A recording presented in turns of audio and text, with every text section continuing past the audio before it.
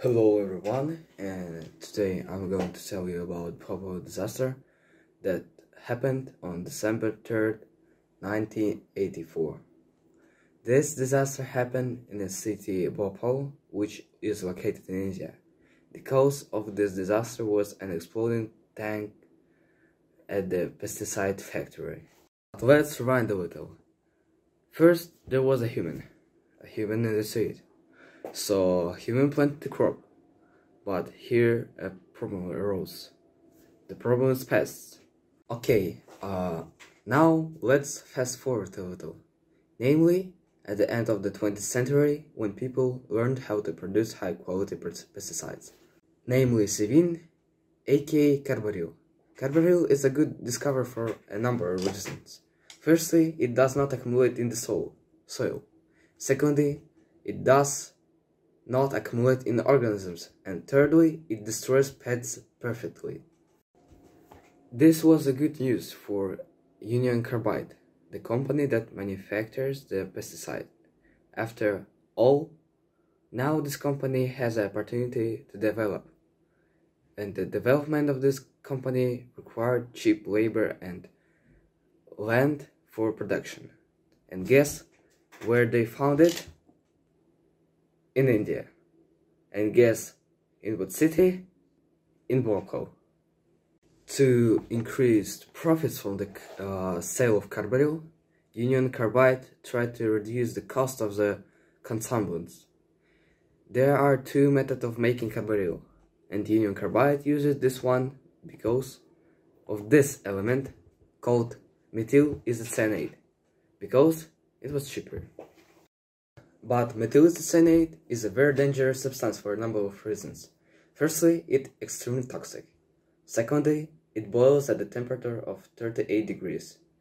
Thirdly, it causes severe burns, and if inhaled, it causes lung edema. But the company turned a blind eye to this fact. The methyl isocyanate was stored in a tank at the plant. According to safety regulations, only 20% of total volume of the tank was stored in this tank. The protection measure is enough to avoid leakage of toxic substances. But besides this, there were more barriers at the plant that prevented leaks from leaving the plant. First, a scrubber was moving away from the tank, which could stop the leak.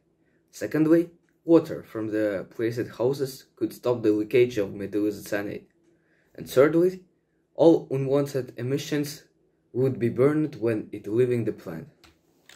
It would seem that with the three-stage protection, the plant and the city are safe. So what could go wrong? Let's take a look. The Union Carbide company was in decline. People's concerned about the use of pesticides, which was caused by more dangerous pesticides, reduced the demand of the company's product, and accordingly forced the company to incur losses. Trying to somehow reduce costs, the company laid off a lot of employees. So, due to the budget costs, faulty mechanisms were not repaired and continued to be operated. Due to the fact that the Union Carbide company suffered losses, in order to save money, the excess methyl isocyanate from the tank was not disposed of. The accumulated methyl isocyanate was much more than 20%. Based on safety rules, the remainder of the tank must be filled with the nitrogen. But due to a valve fault, nitrogen was leaving the tank. On the day of the disaster, when flushing the pipes, the workers noticed that water began to seep in the tank with methyl isocyanate, and when water reacts with substance, heat is released. And as we remember, at the 39 degrees, the methyl isocyanate began to evaporate. But we also remember about the three stages of protection against the leakage of methyl isocyanate. But they all didn't work, because, as we remember, broken sinks were not repaired at the factory.